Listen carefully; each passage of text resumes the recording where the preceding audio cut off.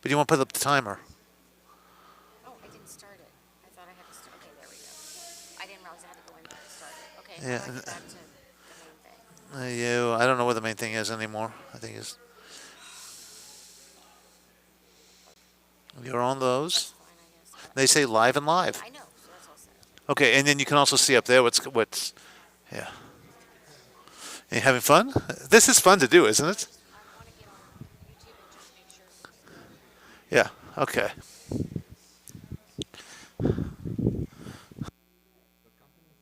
10, 9, 8. I really feel like I have no mic on. Do I have a mic on right now? Yeah. How come I never feel like I can hear it? Am I going deaf? Yeah? Okay. Can you mute us going out to that thing for 5 minutes? Yeah, yeah. So that way no one can hear us until we start.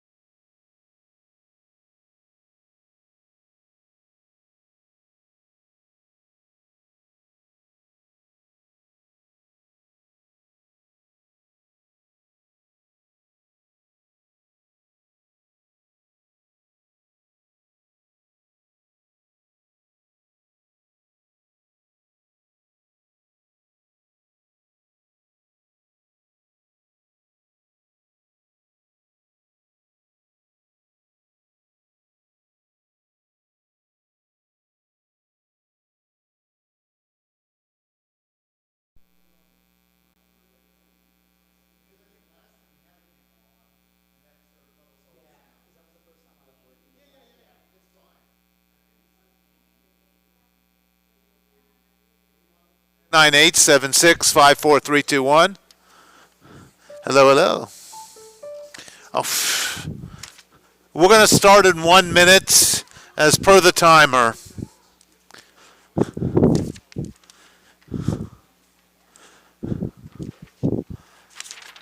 Here, I didn't give this to you.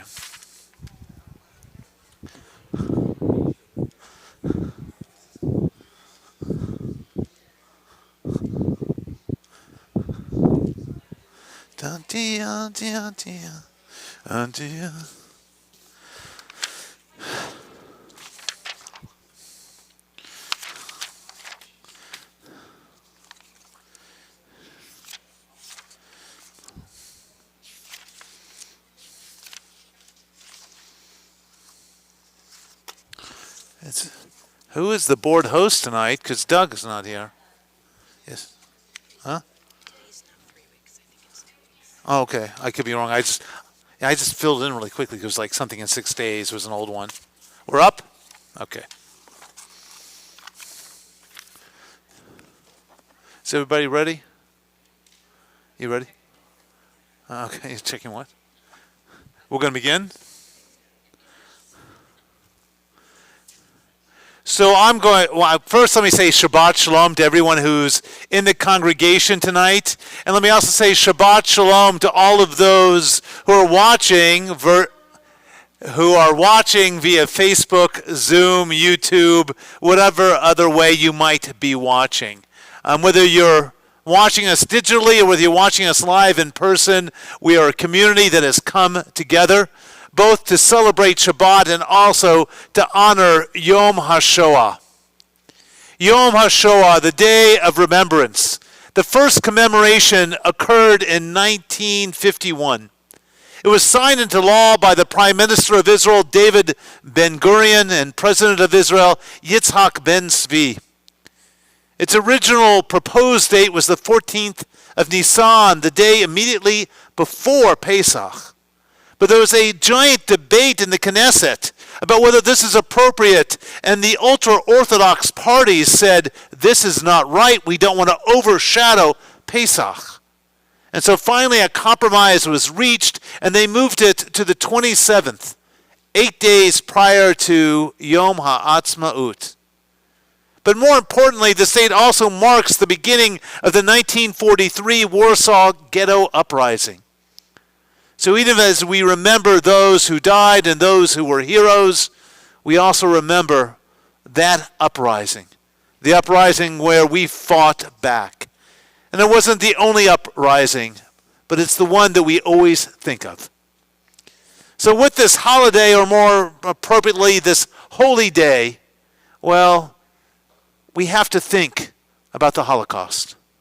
And while the holiday was officially celebrated Wednesday night and Thursday, we are doing it tonight, on a Friday night when we come together as a community. So let us come together.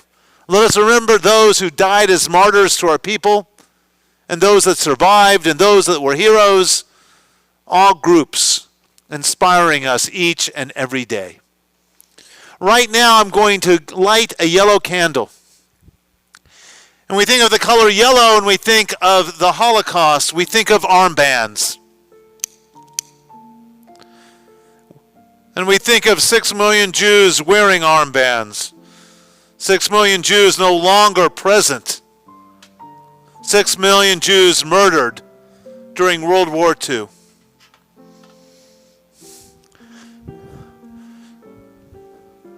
So I'm going to have us turn to page 522 in our books for a reading. I apologize. I'm going to have you turn to page 521 first.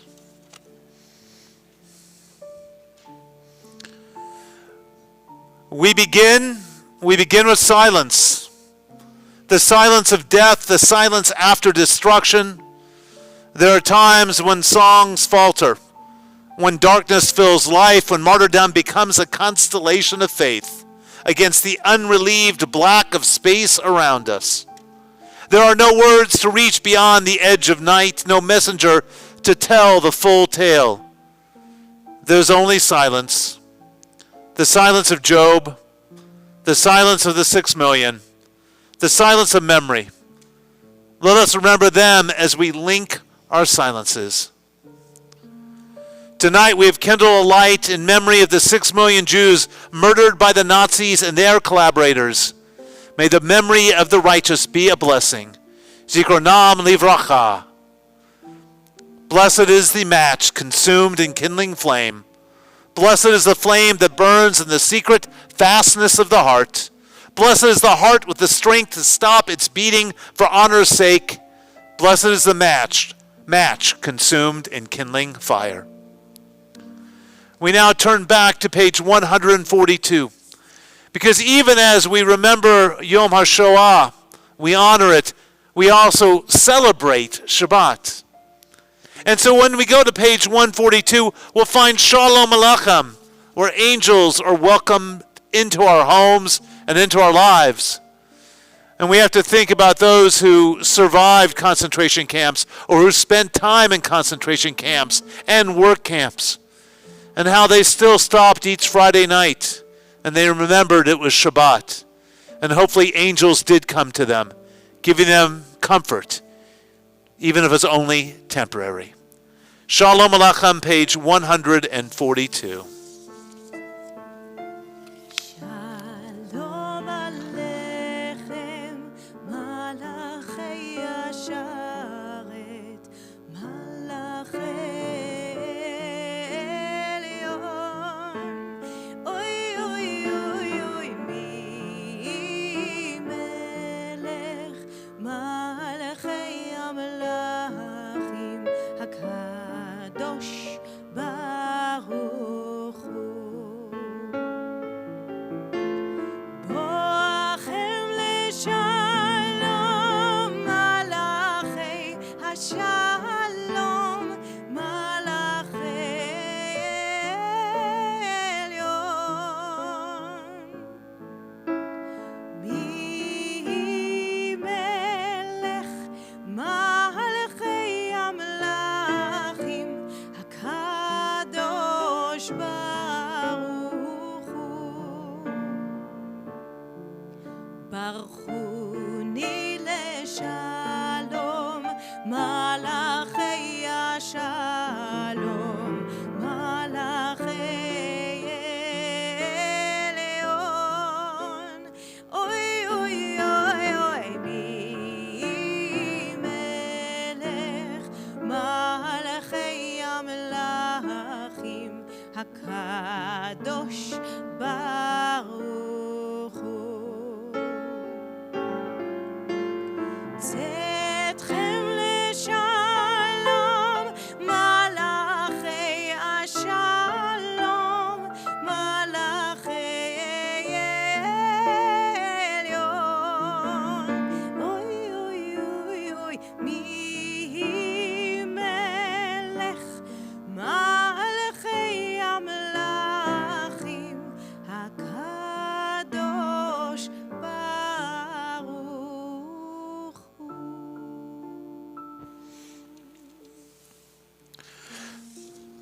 We turn to page 524.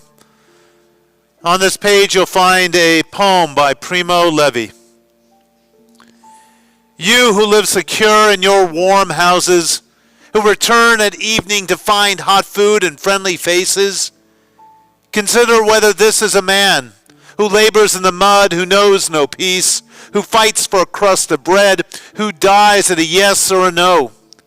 Consider whether this is a woman without hair or name, with no more strength to remember, eyes empty and womb cold as a frog in winter. Consider that this has been, I commend these words to you, engrave them on your hearts when you're in your house, and when you walk on your way, when you go to bed and when you rise, repeat them to your children, or may your house crumble, disease render you powerless, your offspring avert their faces from you. We need to remember, we need to look at each human as if they are a human. We must not look at others as if they are less than. That is truly the lesson of the Holocaust and of so many other conflicts where we don't realize that the same humanity is potentially inside each one of us. And that's what Primo Levi is speaking about. We must remember and look each person in the face and say, this is a human being. We continue with Lachado D, found on page 138. And we're going to invite the Sabbath bride into our lives and into this room. And we're going to welcome her so she too can remember along with us. We'll be doing verses 1, 2, 5, and 9, rising on that last verse if we are able, and facing a doorway. Cantor.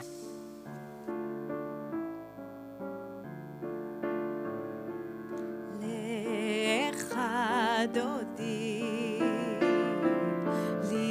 likrat kala שבת נקבלה. שמור וזכור בדיבור אחד ישמיענו אל המיוחד. אדוני אחד ושמו אחד, לשם ולתפארת ולתהילה. לך דודי לקראת כלה. פני שבת נקבלה. לקראת שבת לכו ונלכה, כי היא מקור הברכה. מראש מקדם נאסוכה, סוף מעשה במחשבה תחילה. לך דודי לקראת כלה. פני שבת נקבלה.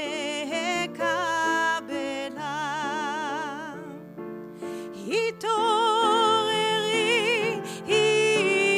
התעוררי, כי בא אורך. קומי אורי, אורי, אורי, שיר דברי. כבוד אדוני עלייך נגלה. לך דודי לקראת כלה. פני שבת נקבלה. Rise if we are able and face the back door. בואי ושלום עטרת בעלה, גם בשמחה ובצהלה. תוך אמוני עם סגולה. בואי חלה, בואי חלה. לך דודי לקראת כלה. פני שבת נקבלה.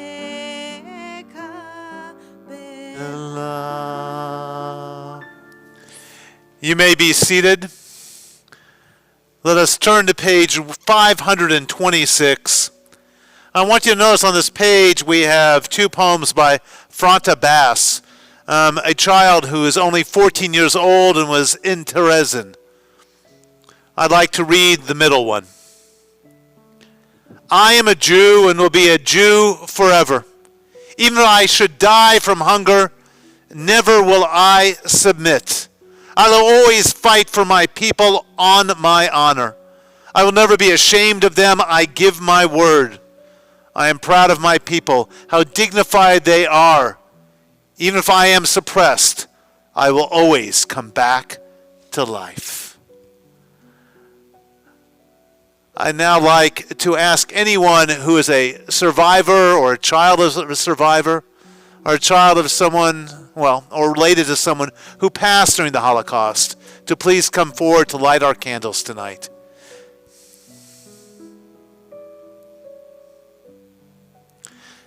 And even a grandchild, if there are any grandchildren in the room. Come all the way up the steps to our candles.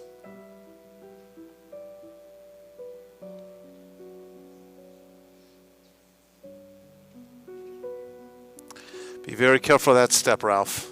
Thank you. Please go all the way up to the candle.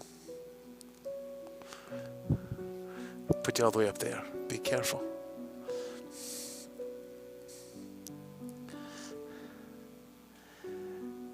If you could please light the candles, our gateway that opens each Shabbat to allow our Sabbath bride to enter our hearts, our homes, our sanctuary, and to remind us of the specialness of Judaism, just as it was special to Fronta Bass.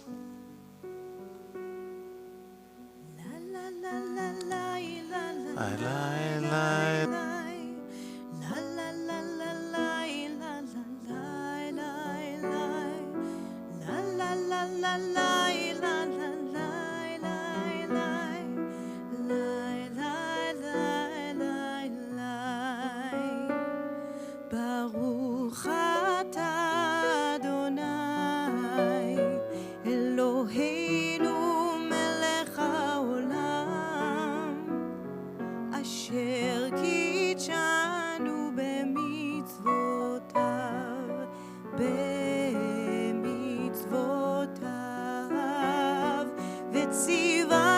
וציוונו להדליק נר וציוונו להדליק נר וציוונו להדליק נר של השבת.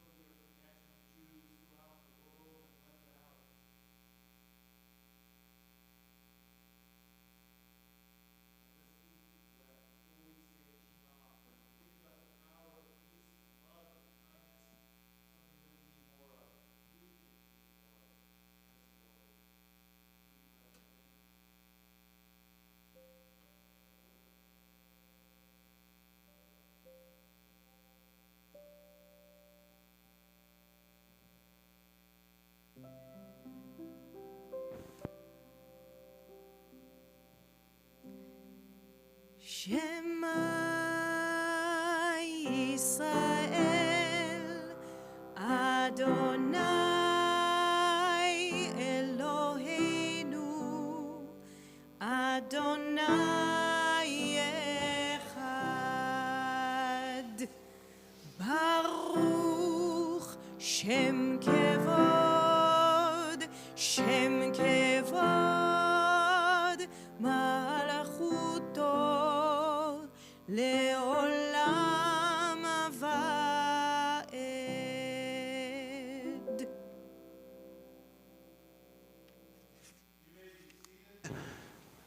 My mic is about to go out, so they're going to fly me in some batteries.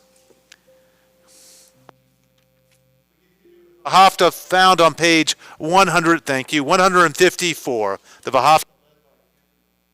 ואהבת את אדוני אלוהיך בכל לבבך ובכל נפשך ובכל מאודיך והיו הדברים האלה אשר אנוכי מצווך היום על לבביך ושיננתם לבניך ודיברת בם בשבתך בביתך ובלכתך בדרך ובשוכבך ובקומך וקשרתם לאות על ידיך והיו לטוטפות בין עיניך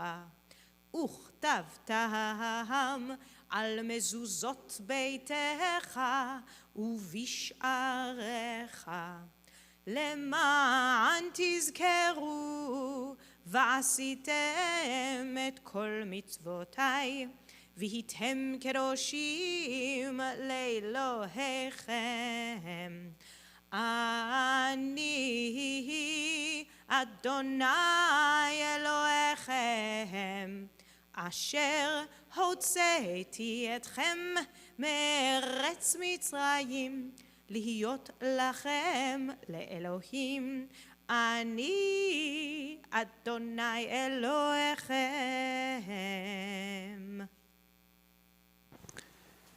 In our ark we have two Torahs from the Holocaust, survivors. They were taken from local Jewish communities by Nazis. And the Nazis put them into a warehouse, and they lived there waiting to be put into a museum dedicated to a people who no longer exist. But guess what? That didn't happen. But then, well, the communists came in and they took control of this warehouse, and they didn't want to give up these two Torahs. Really, there was 1,563 Torahs, if my memory is right, but we have two of them. They didn't want to give up the Torahs found in this warehouse. So a group of Jews from Britain paid to get them back.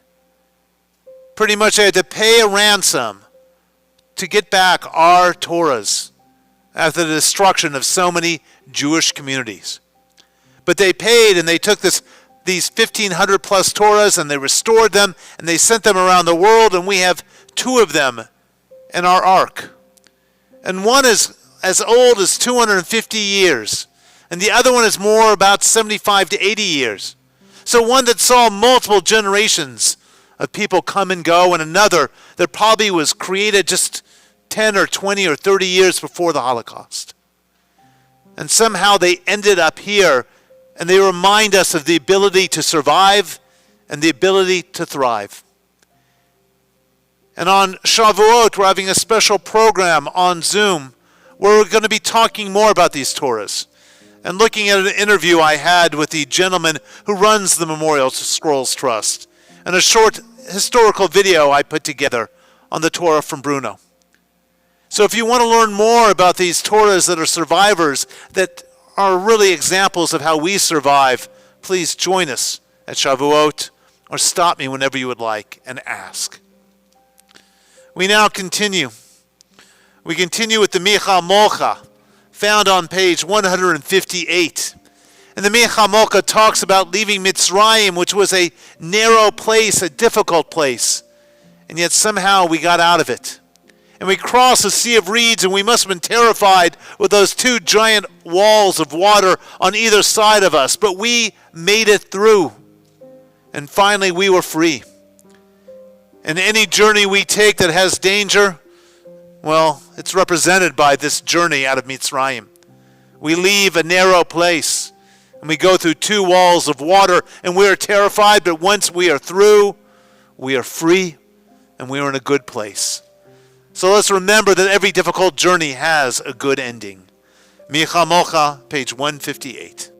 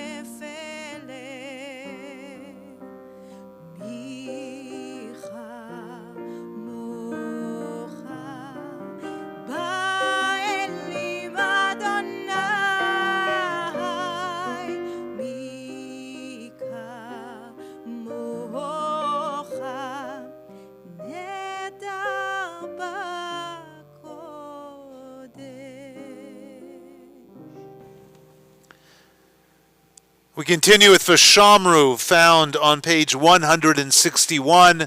Vishamru talks about responsibility, that Judaism remains alive because we celebrate Shabbat, whether we're in this room, whether we're watching on Zoom or Facebook or YouTube. Whatever we do to celebrate Shabbat, we are protecting it, we are guarding it, and we are observing it. And Vishamru reminds us of this responsibility. Here we go, Vishamru. Bnei Yisrael et Shabbat. לעשות את השבת לדותם ברית עולם ושמרו בני ישראל את השבת לעשות את השבת לדותם ברית עולם בין היא ובין בני ישראל אותי לעולם אותי לעולם אותי לעולם ושמרו בני ישראל את השבת לעשות את השבת לדותם ברית עולם כי ששת ימים עשה אדוני את השמיים ואת הארץ ושמרו בני ישראל את השבת לעשות את השבת לדותם ברית עולם וביום השביעי שבת וינפש שבת וינפש שבת וינפש ושמרו בני ישראל את השבת לעשות את השבת לדותם ברית עולם. We turn to page 371 for the Misha Berach prayer. I'd like to remind everyone that we clear the Misha Berach list once a quarter. So if you're missing a name that you thought should be there, just call our office on Monday and say, please, can you add this name? We do our best to know who wants to remain, but we aren't perfect. So please, every quarter, think about calling us and just saying, could you put this name back on, or this name can now be taken off. We say the Misha Barak for those who are ill of mind, body, spirit, for those who are mourning, for those who have a physical illness, for those who have a spiritual malady, for those who are suffering from mental health challenges. The Misha Barak covers them all, because it's a prayer where we say we care about everyone in our community. So tonight on our Misha Barak list, Andy Andriotti, Richard Barrett, Alyssa Lynn Bennett, Herman Bustamante, Joyce Powell, Lisa Sage, Sylvia Nemiroff, Joan Shank, Joyce Stern, Louise Adhami, Peggy Holm, Sherry Wells, Lisa Bruner, Firuz Manavi, Vahi Manavi, Neil Friedman, Joanne Shapiro, Wayne Shaw, and of course all those suffering in Ukraine due to warfare, and all those suffering from COVID. If you have an additional name for our Misha Barak list, please share it with me now.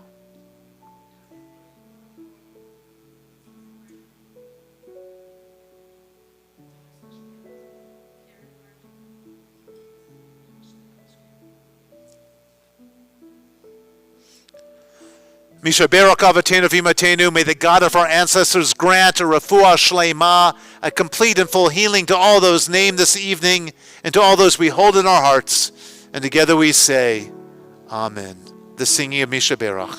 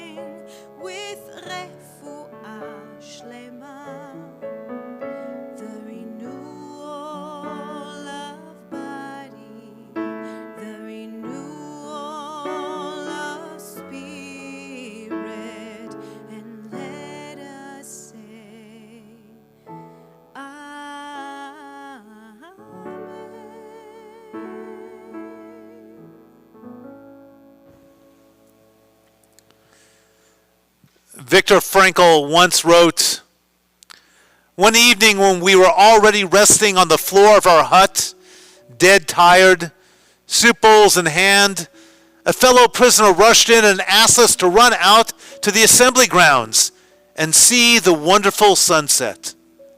Standing outside, we saw sinister clouds in the west, and the whole sky alive with clouds of ever-changing shapes and colors, from steel blue to blood red. The desolate gray mud huts provided a sharp contrast, while the puddles on the muddy ground reflected the glowing sky. Then, after minutes of moving silence, one prisoner said to another, 'How beautiful the world could be.'" We're going to rise for the Amidah. We're going to find it on page 164. Please rise if you are able. And the Amidah speaks about that rainbow, how that world could be. Because in it we ask God to make our world a better place and our Shabbat a sweeter day. We're on page 164.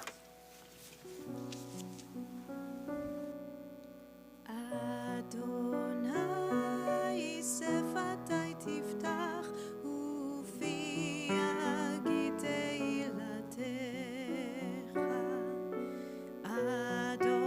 Adonai, open up my lips that my mouth may declare your praise. Baruch atah Adonai, Eloheinu ve'Elohei avotenu ve'imotenu, Elohei Avraham, Elohei Yitzchak, ve'Elohei Yaakov, Elohei Sarah, Elohei Rivka, Elohei Rachel, ve'Elohei Leah. האל הגדול, הגיבור והנורא, אל עליון, גומל חסדים טובים, וקונה הכל, וזוכר חסדי אבות ואימהות, ומביא גאולה לבני בניהם, למען שמו באהבה. מלך עוזר ומושיע ומגן, ברוך אתה אדוני, מגן אברהם ועזרת שרה. אתה גיבור לעולם אדוני, מחיה הכל אתה, רב להושיע, מוריד הטל. מכלכל חיים בחסד, מחיה הכל ברחמים רבים, סומך נופלים ורופא חולים, ומתיר אסורים, ומקיים אמונתו לשני עפר. מי כמוך בעל גבורות, ומי דומה לך, מלך ממית ומחיה, ומצמיח ישועה, ונאמן אתה להחיות הכל. ברוך אתה אדוני, מחיה הכל. אתה קדוש ושמך קדוש, וקדושים בכל יום, יהללוך סלה. ברוך אתה אדוני, האל הקדוש. We continue silently through page 180. When you're done with your silent prayer, you may be seated.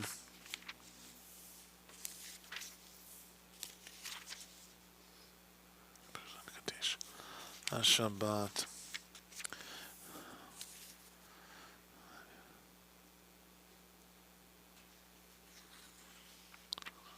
Let's see. מודים אנחנו להקשת. טוב שמך, נאה להודות, שלום אהוב ישראל, ברך את עמו ישראל בשלום. אלוהי נצור וגן גם מספיק שמי ומלך.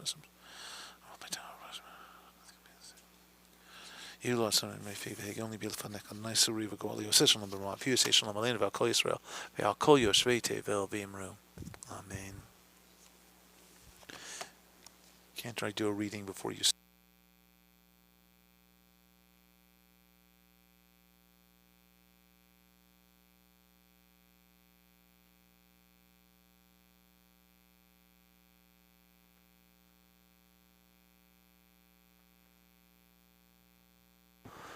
One of the prayers that's part of our Amidah is the Hoda'ah. And there's a special Hoda'ah for Yom HaShoah. So if you turn to page 554, let us read the English together before Cantor sings a conclusion to the Amidah. 554.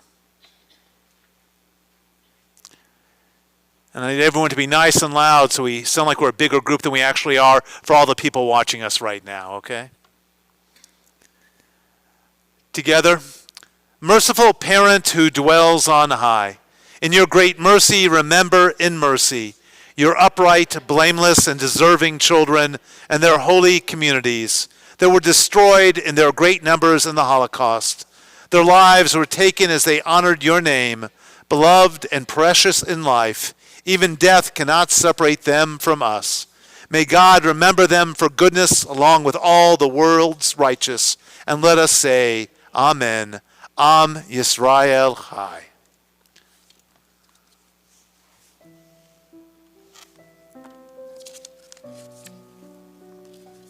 Ani Ma'amin, a nigun, a melody that was written by a Hasidic cantor, chazan, and a composer. The story goes that this is the melody, this is the song that they sang as they were in the trains going into the unknown. And somehow reached other people's ears, and the melody stayed. This is Ani Ma'amin.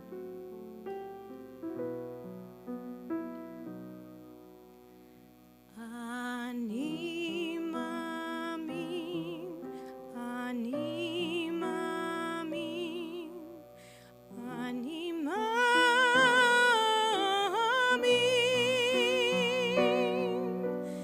Ani Ma'amin,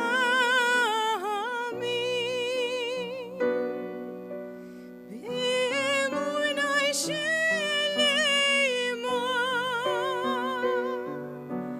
B'emunai Sheleima,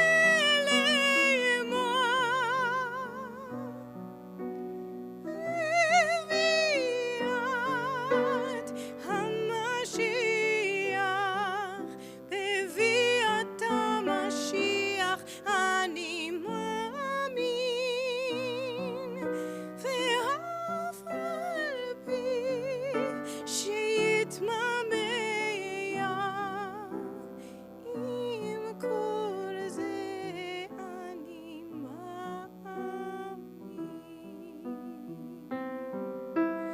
Ani Ma'amin, Ani Ma'amin, Ani Ma'amin,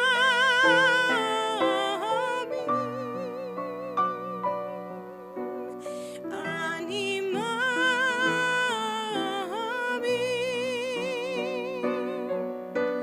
B'emunai Sheleima, B'emunai Sheleima,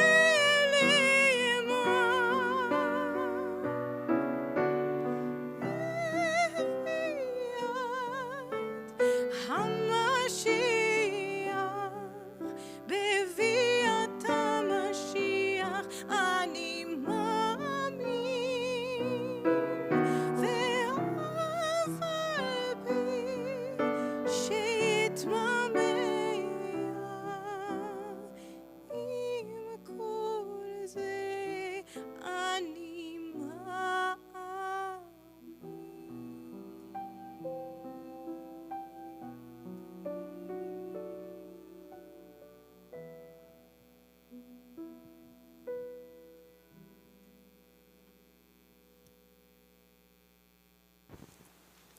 Tonight's guest speaker is Jennifer Suvaroff, the daughter of Temple member Ralph Stein.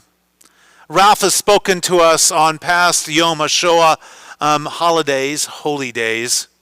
And his words have reminded us of the bravery shown by those on kinder transports, those trains that whisked kids out of Germany. But as they were taken out of Germany, they left behind families, and they went into worlds that they did not know.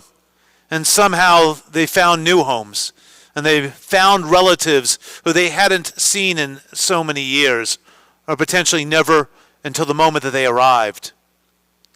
Jennifer is going to discuss, well, her experience in Germany that occurred just a few weeks ago.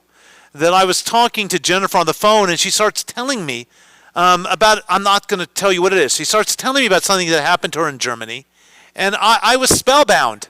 And so I said to her, Jennifer, you have to come on Yom HaShoah and talk about this. And she said, I'm not going to do that. And I said, no, you have to come. She's like, no, I don't like public speaking. I'm like, you're doing a great job on the phone. So if you have to hold a phone to your ear tonight. But it's a fascinating topic. And so, Jennifer, why don't you come forward, and we're going to put you at this stand right here. I'm hoping that the shot will work. Yeah, I think it will. Come on forward. I'm going to get a mic on. That's fine. Jennifer said to me, it's so many minutes, is that too long? And I was going to be mean and say, yes, that's much too long. Cut 6 minutes out right now. So, all right, let me just adjust the mic a little bit and speak into the mic as best you can. And let me get it on. Just say hello for a second. Shabbat Shalom. Shabbat Shalom. Perfect. Okay. Before I describe our experience with stumbling stones, they're called Stolpersteine, I want to briefly tell my father's story. The family on our father's side went back several generations in Cologne and Frankfurt. In the 1930s, our father, Rolf, lived with his older brother, Walter, his parents, Hugo and Anna, Hugo's mother, and her brother in an apartment at 86 Ehrenstrasse, which is a fashionable street in the heart of Cologne. Hugo had proudly served in the German army in World War I and was a decorated veteran. During the war, he lost 3 fingers on his left hand. The family watched the rise of Hitler and the Nazi Party with concern, but Cologne was their home, and my grandfather felt that, as a decorated war veteran, they wouldn't be harmed.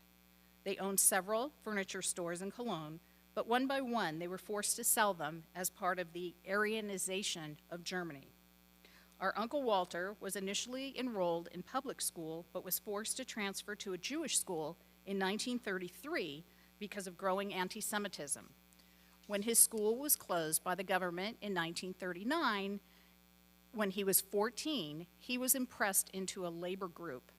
Our father also attended a Jewish school from 1933 to 39.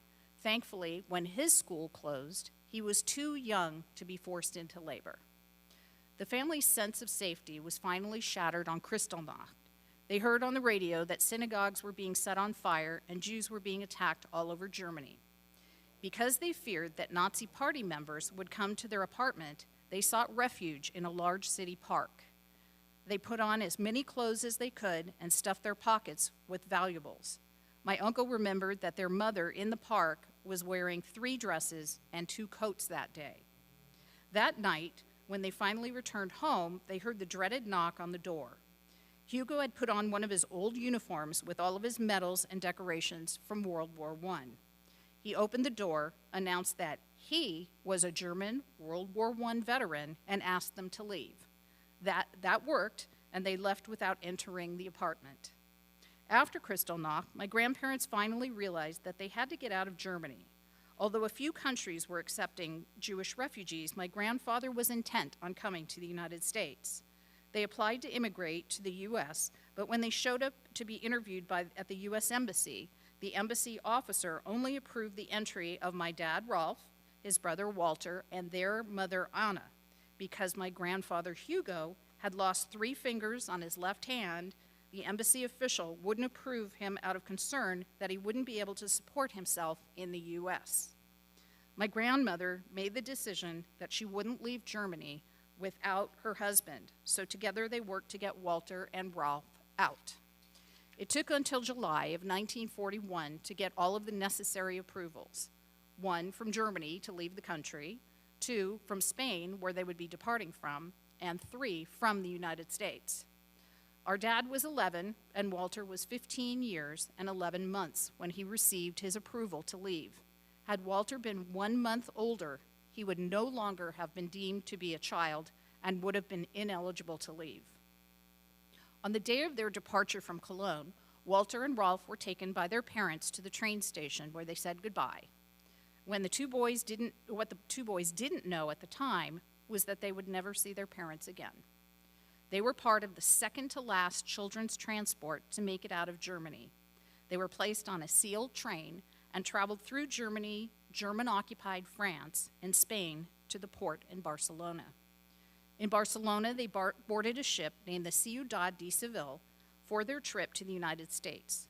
While crossing the Atlantic, the ship had to take a zigzag course to avoid German U-boats and the crossing took 20 days.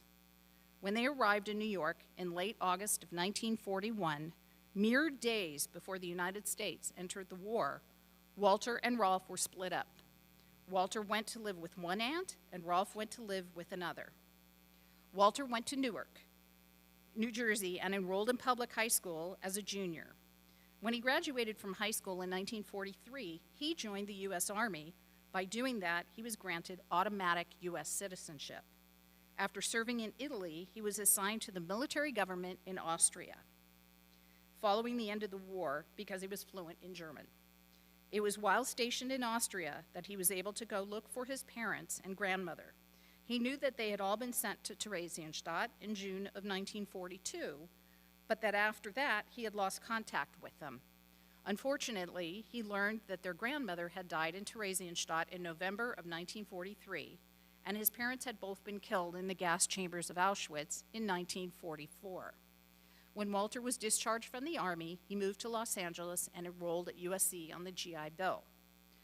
When our 11-year-old father arrived in the U.S., he lived with relatives in Manhattan for a year, but then lived with a foster family in the Bronx for almost 6 years. When he first entered the New York public schools, he was put back a year because he spoke no English. But he learned the language rapidly and then advanced through school. When he became a U.S. citizen, he decided to change his first name from Rolf to the more American-sounding Ralph. When he graduated from high school in 1948, he had no idea what to do next. Following his brother's example, he joined the U.S. Army because it was peacetime. He anticipated an easy 2-year stint.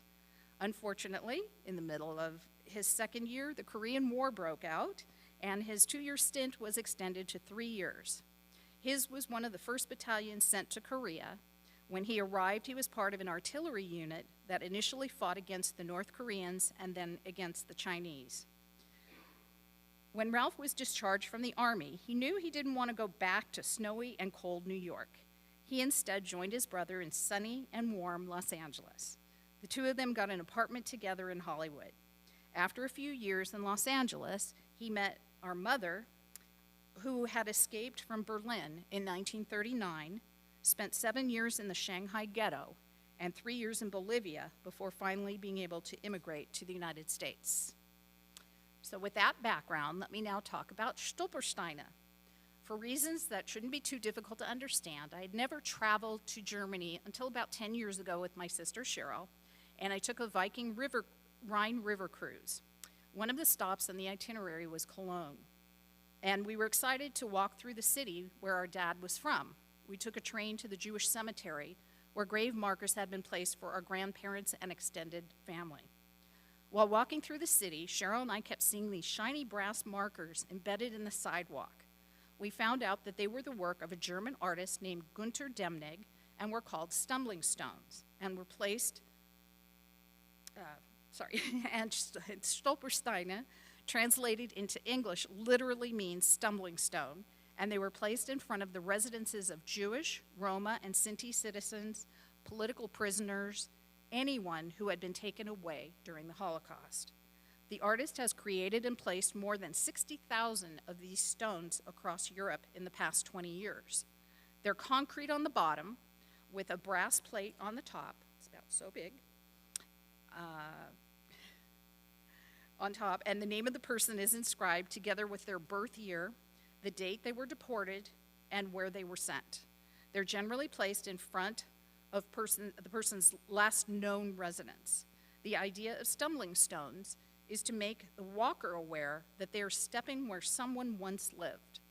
Cheryl and I both realized that we wanted to honor our father and family in the same way. When we returned home, I did some internet research. I saw that I needed documents to show where my father had lived, but I didn't have any. I asked around and went to see someone with expertise in searching German public records, and the Germans like to have a lot of records. He unfortunately couldn't help and frankly wasn't even aware of Stolpersteine. After a couple of years of asking for help, I emailed the artist for information. His assistant put me in touch with a gentleman at the Cologne Documentation Center. I emailed him the few documents that I had, such as my dad's German passport and documents showing that my grandparents had perished in Auschwitz. With that limited information, he was able to find numerous other records of the Stein family in Cologne. He then made the arrangements for the Stolpersteins on our behalf. He furnished the artist with our family's information, helped us select where to have the stones placed, and even lined up donations to pay for the Stolpersteins from a Cologne family and from the local community college. 6 stones for our father, uncle, grandparents, and great-grandparents were originally scheduled to be installed last fall, but because of COVID-19, the installation was delayed until last month. Because Germany had a big spike in COVID cases in February and March, we frankly expected that the installation was going to be delayed again. But with 2 weeks to go, we got confirmation that it was going to take place as planned, and we quickly made reservations. We were simply told to show up at 11:20 a.m. at the installation site in front of the apartment at 86 Ehrenstrasse. Well, the experience turned into something much more than we expected. The afternoon before the installation, we were invited to tour the Cologne Documentation Center. The Documentation Center has 2 purposes: to document the horrors of National Socialism and to document the consequences of the Holocaust on its victims. What we discovered is that they had a surprising amount of documentation regarding the Stein family. They researched and found copies of everyone's birth certificates and marriage certificates. They have records of their addresses as they moved from home to home. They have records for where all of the furniture stores were located. They even had a random original postcard written that our great-grandmother had received from one of her friends. We met with a German researcher who gave us copies of the family records and also showed us original 100-year-old phone books. For those of you that have seen the TV show, Who Do You Think You Are? You've seen when people are shown old records. We had that same amazing experience. It was really amazing to turn the pages of the original municipal records of the city of Cologne and to see the names of our grandparents and great-grandparents. The researchers also took us on a tour of the building. The Documentation Center is actually located in the former headquarters of the Cologne Gestapo during World War II. She took us into the basement and showed us the cells where prisoners were locked in before being transported away to their deaths. Rooms no larger than a laundry room sometimes held 20 people at a time. The walls still showed where prisoners had carved their names and dates into them. The next morning at 11:20, we made our way to 86 Ehrenstrasse and were joined by several dozen other people. It was us, the artist, the gentleman from the Documentation Center, the family that had donated to pay for 4 of the 6 Stolpersteine, students and teachers from the local college, a reporter, residents of the neighborhood, and other people who showed up because the installation had been advertised on the municipal website. The installation itself was brief.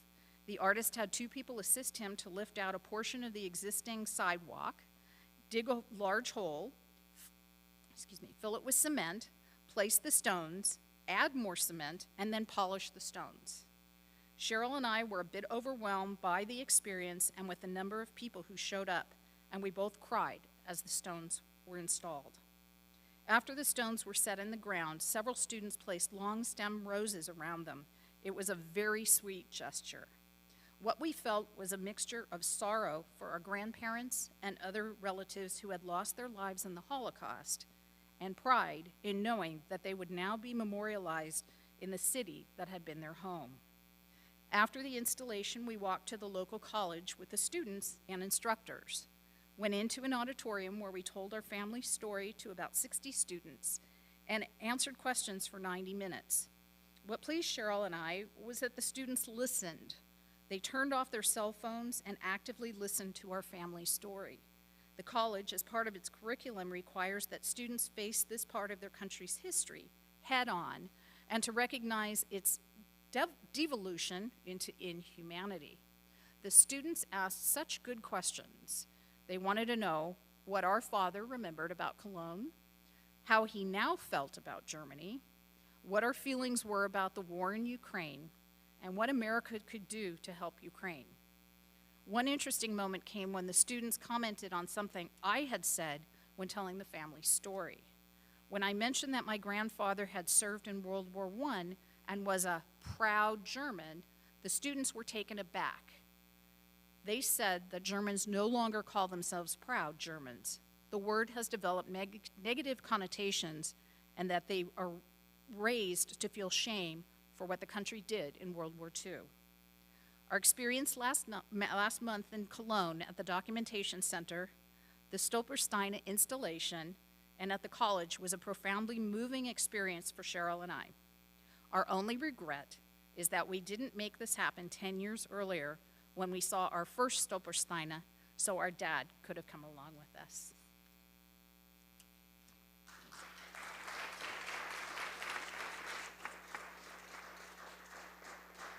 And one last thing, if you want to look up the Stolpersteine, you can Google Stumbling Stones, or the address is Stolper, STOLPERSTINE.eu.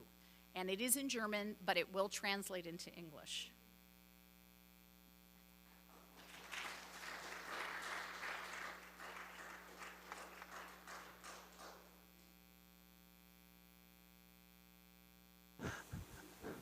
So, how many people here have heard about the Stolpersteine?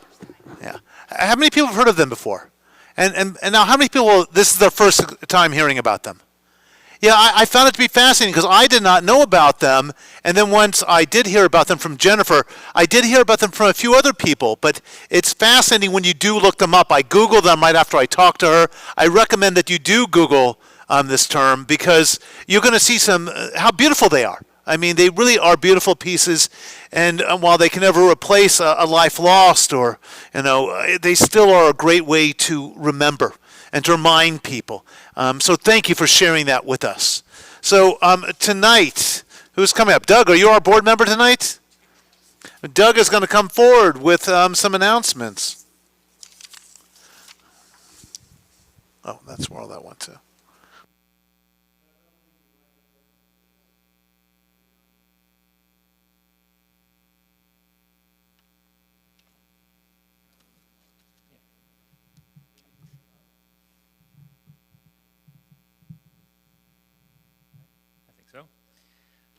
Thank you very much, Rabbi John, Cantor Noah, our accompanist, and our technical support. And also I want to thank Jennifer. Thank you very much for that story. It was heartbreaking and uplifting. And Ralph, I want to thank you as well for allowing us to know your story, because it gives us the power to remember so we will never forget. So thank you to the whole family for sharing. There are a few upcoming events that I would like to remind everybody of. First of all, next week's service is our Yom HaShoah Shabbat at 5:30, followed by our community event celebrating Israel. That, of course, means we have Israeli dancing, food, and crafts. So you can sign up at koltikva.org. Do not forget, it will be a great night. Of course, May 14th is our annual gala celebration, and it is going to be incredible. It is really, the team that are putting it together are giving us the opportunity to just have such a wonderful celebration of our community. You don't want to miss it. And so I urge you, if you have not already signed up, go to koltikva.org, get your reservations for the night. And also, we are doing a really a great auction. And if you have things that you can donate, including things like a vacation home that you have that you could donate a week for, or other things that you'd like to donate, please do contact the temple. Let us know. The more we have for the auction, the more we can raise for the temple, the more we can have beautiful celebrations like our services and our events that we have throughout the year. So beyond that, keep on checking koltikva.org. It's updated regularly with all the events that are coming up. We have a number of really wonderful Shabbat services, including our May 20th service coming up to honor Cantor Noah. So please be here to join us in the community as we honor Cantor. And lastly, our tzedakah box donations this week are dedicated to the Jewish Federation Ukraine Fund. So I urge you all who are here to make a donation. And for those who come through the temple, please be sure to make a donation for the Ukraine funds. With that, thank you all for joining us here and virtually for our service. Shabbat Shalom, Rabbi, turn it back over to you. Cantor, we're going to count the Omer before the two Kaddises. So we're going to take a moment to count the Omer. The Omer is the counting of the days between Passover and Shavuot. Because when we left Egypt, we were free, but we were not yet a people. And the idea is on Shavuot, we became a people. We became a people because we were given the 10 Commandments. And so we count in anticipation. And on that 50th day after Passover, we're supposed to stay up all night, talking and discussing Torah. Usually we do a program for about an hour at 10 p.m., but we still honor Shavuot. And so we count in anticipation because everything we look forward to, we count down. And so in this case, we'll be counting the Omer, and the cantor does a beautiful job of leading us in it. Noah?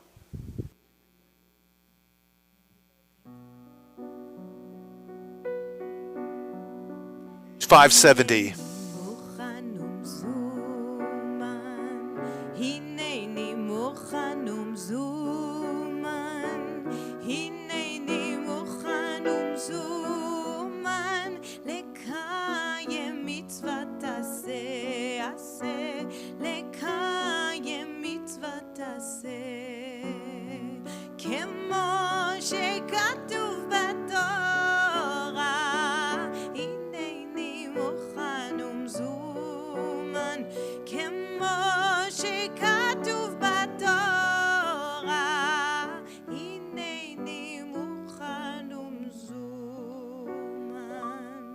We say the blessing together, found on page 570.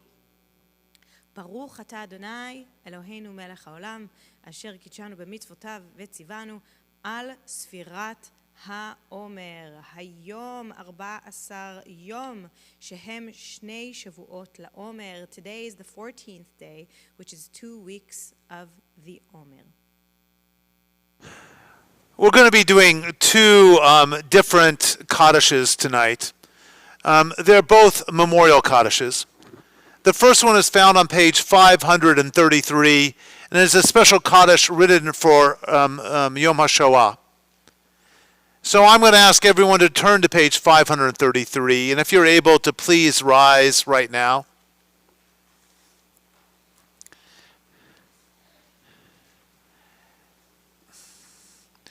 I'm going to read this out loud, and if you'd like to join me, you may. If you'd just like to listen, you can do that too. Yitgadal Auschwitz, V'yitkadash Lodz, Shmei Rabbah Ponar, B'alma Divrach Hirutei Babiyar, V'yamlik Malchutei Maidanik, B'chayechon of Yomechon Birkenau, V'chayei Dechol Beit Yisrael Kovno, B'agalav Izman Kariv Janauska, V'imru Amen. Yehei Shmei Rabbah Mevarak Leolam Olamei Amaya. Yitbarach v'yishtabak Theresienstadt. V'yitpa'ar v'yitromam Buchenwald. V'yitnaseh v'yitadar Treblinka. V'yitaleh v'yitalal Vilna. Shmei dekudsha berichu Belsen. Leila Mauthausen. Min kol birchata v'shirata Dachau. Tushbachata v'nechamata Minsk. Damiran be'alma Warsaw. Vimru Amen. Yehei Shlama Rabbah Min Shmaya. V'chayim aleinu ve'al kol Yisrael. V'imru Amen. Oseh Shalom b'mromav. Hu yaseh Shalom. Aleinu ve'al kol Yisrael. V'imru Amen. You may be seated.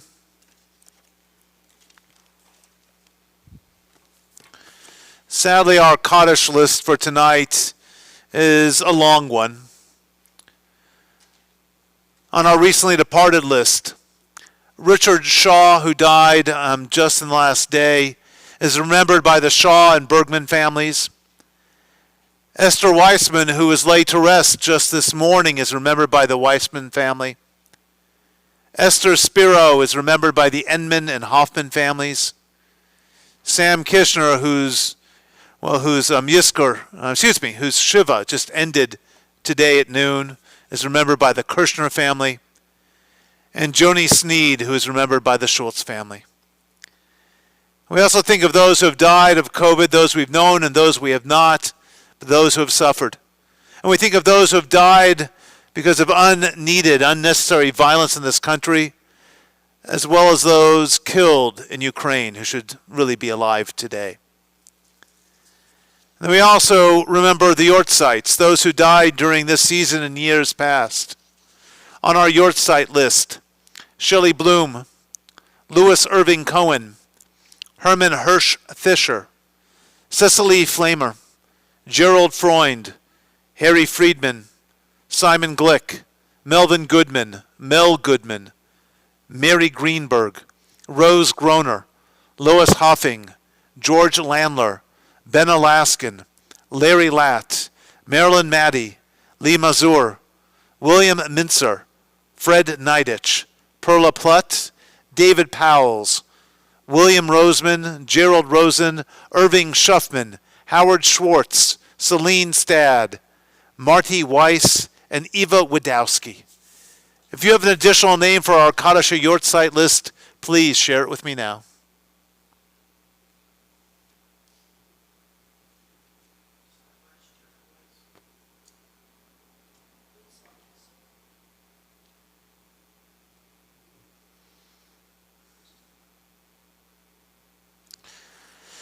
If you're in the first 7 days of mourning, or if your Shiva just ended today, please rise.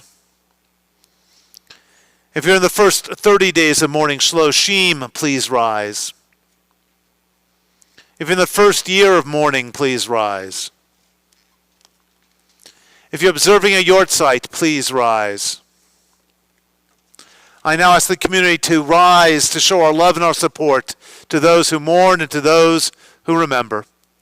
We are on page 598.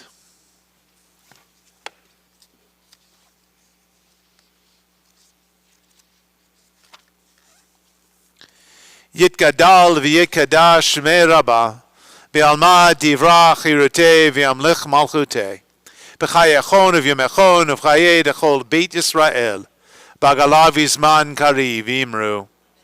Yehei shmei Rabbah mevarak le'olam olamei amaya, yitbarach v'yishtabak v'yitba'ar v'yitromam v'yitnaseh, v'yitadar v'yitaleh v'yitalal shmei dekudsha b'rechu. Leila min kol birchata v'shirata, tushbachata v'nechamata, damiran be'alma v'imru. Yehei shlama Rabbah min shmaya, v'chayim aleinu v'al kol Yisrael v'imru. Oseh shalom b'mromav, hu yaseh shalom, aleinu v'al kol Yisrael v'al kol yoshvei tevel v'imru. Amen. May the one who makes peace on high grant peace to all who mourn, to all Israel, and to all humankind. And together we say, put your arms around the people next to you if you know them. If not, ask their permission as we do a closing song.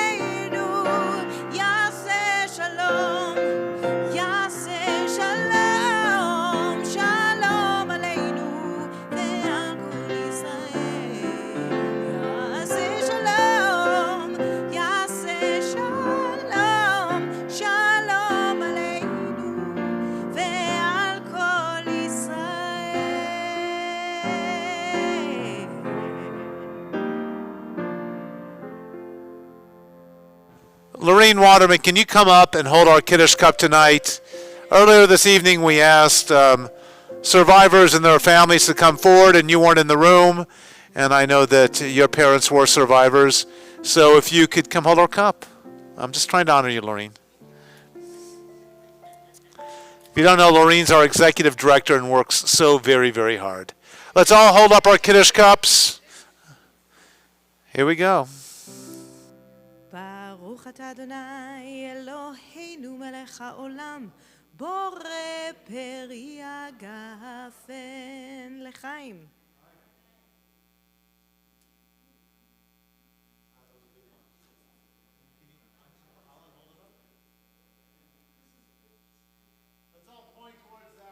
Go yummy, yum, yum. All right, as we change our mood a little bit, we will say the hamotzi. You can then come forward and get a piece of bread if you'd like, or you can go and get a snack in the sanctuary. Here we go. ברוך אתה אדוני אלוהינו מלך העולם המוציא לחם מן הארץ בתיאבון. Shabbat Shalom, everyone. This concludes our service. You can put it on the table. Come grab a piece of challah if you want some. And if not, well, then go get a snack. And Jennifer, once again, thank you. That was just really wonderful tonight. Really wonderful. And you can watch it on tape over and over now on Facebook, YouTube, our website, a Zoom recording, I think. It's whatever you want to see it.